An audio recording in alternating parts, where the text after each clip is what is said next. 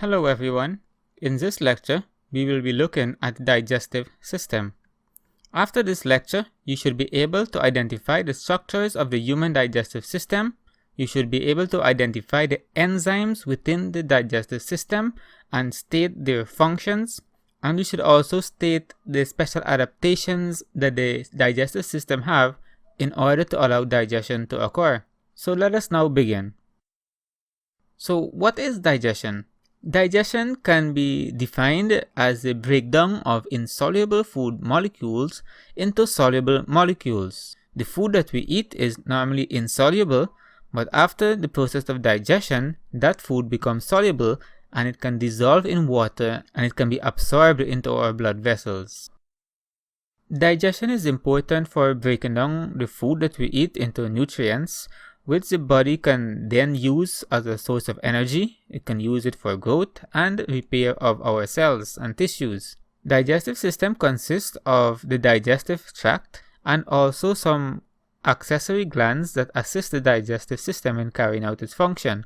These are the liver, the pancreas, and the gallbladder.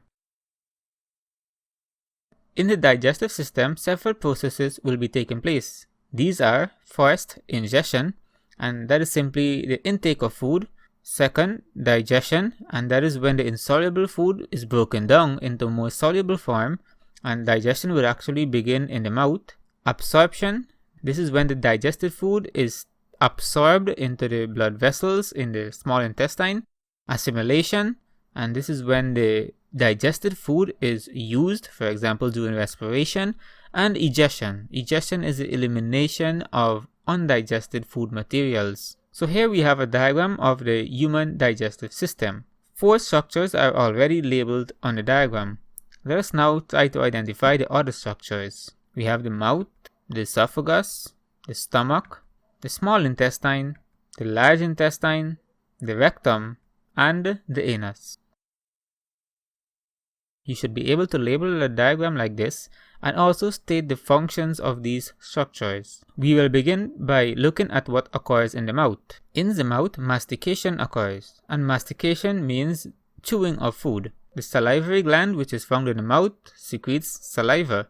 The saliva contains an enzyme, and the name of that enzyme is called amylase. If there is any starch in the food that a person consumes, the amylase will start to break down the starch into a more soluble substance. It will digest the starch and convert it into maltose. The tongue will then roll the food into a bolus, which is like a ball. The esophagus. It is a tube-like structure that carries food from the mouth towards the stomach. The food will move through the esophagus through a process that we refer to as peristalsis. The diagram on the right hand side is showing how peristalsis is occurring. It is a wave-like movement of the walls of the esophagus. The muscles just before where the food is will contract and it will get smaller, whereas the location just below where the food is located will relax, and that will allow the food to move downward. During swallowing, the epiglottis is closed, and this is to prevent food from entering into the trachea. So the epiglottis is actually closing the entrance to the trachea, and this will prevent the food from entering into the lungs. The next structure that we will look at is the stomach. The stomach have a very strong muscular wall, and these walls will contract and relax constantly to churn the food. Churn means that it will mix the food. The mixture in the stomach is called chyme, which is a semi-solid kind of mixture. Gastric juice is secreted continuously by the cells in the stomach walls. In the gastric juice, we have a substance called pepsinogen. This pepsinogen is activated by the presence of HCl. So within the stomach, you will also have hydrochloric acid being produced, and the hydrochloric acid will activate the pepsinogen. The pepsinogen, after being activated, will become pepsin. This pepsin is an enzyme, and this enzyme will act on proteins. For example, proteins from chicken or proteins from other meat source that we consume, or it could be from beans as well. The proteins, which is a larger structure, will start to undergo digestion, and it will break down into smaller molecules or smaller structures called peptides. or if the digestion process takes place long enough, it could form amino acids. The stomach will have a pH between 1 to 2. Next, we will look at the small intestine. The small intestine can be divided into 3 sections. They are the duodenum, jejunum, and ileum. We will focus mostly on the duodenum and the ileum. The duodenum. The pancreas, which is like an auxiliary gland, will secrete pancreatic juice into the duodenum. The pancreatic juice contains 3 enzymes. All of them are important for the digestion of food. One of the enzymes is amylase. As we mentioned before, the amylase will digest starch and break down the molecules of starch into maltose. The second type of enzyme that is present in the pancreatic juice is called trypsin. The trypsin will also digest proteins. It will break the protein structure into smaller pieces or smaller molecules called peptides. And if digestion occurs long enough, some amino acids will also be produced. Amino acids are the smallest molecules that makes up a protein. And the third enzyme that is present in the pancreatic juice is lipase. Lipase is responsible for the digestion of lipids. It will digest lipids into fatty acids and glycerol.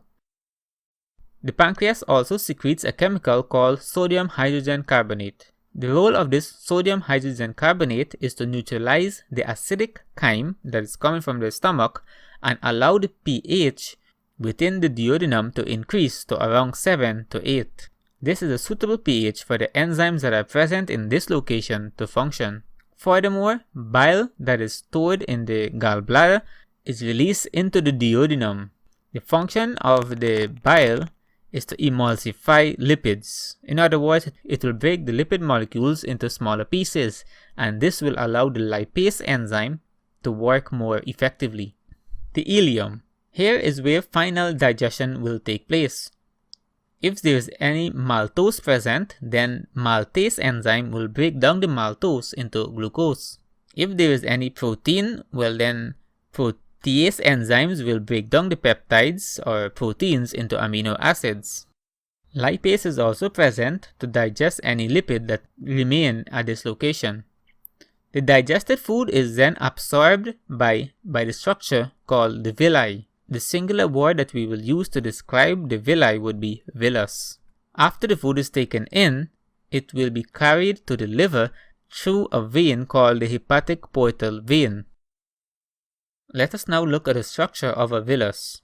The physical structure of the villus within the ileum of the small intestine would resemble that of a finger-like projection.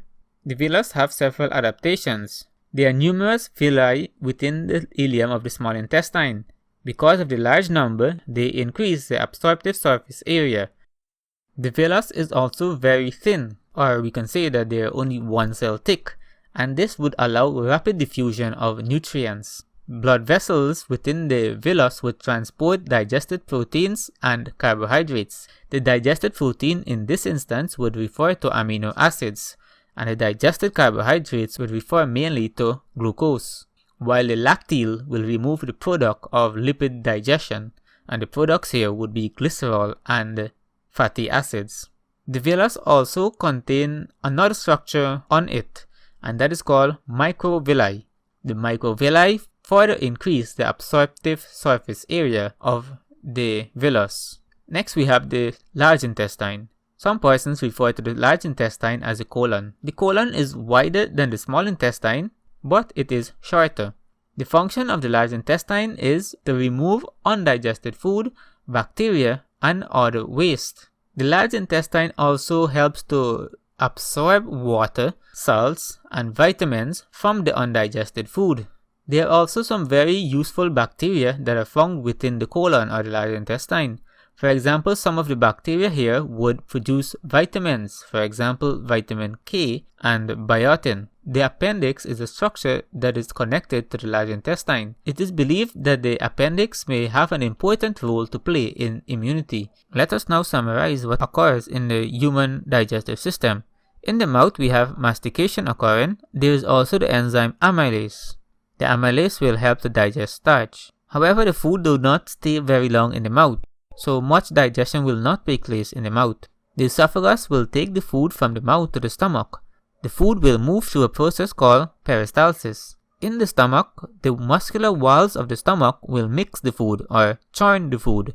The enzyme pepsin will be found in the stomach along with another enzyme that we did not mention, that is renin. Renin is responsible for the digestion of milk proteins. Hydrochloric acid will also be released in the stomach, and the hydrochloric acid will provide an acidic environment in order to allow the enzymes to function effectively. Another role of the hydrochloric acid is that it will destroy microorganisms that are within the stomach. Next, the food will enter the small intestine. In the duodenum, we have 3 enzymes that are released, that is, the amylase, trypsin, and lipase enzymes. These are released by the pancreas. The final digestion will occur in the ileum and absorption of nutrients will take place. After all the food that we consume is fully digested, they will be broken into the smallest constituents.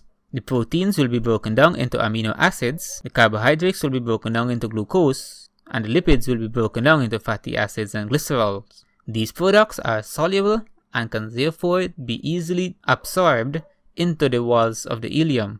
Next, we have the large intestine, and the large intestine will absorb water and vitamins, and it will eliminate waste products. This brings us to the end of this lecture. Please check the resource section for additional information relating to the digestive system. Thank you for listening once again.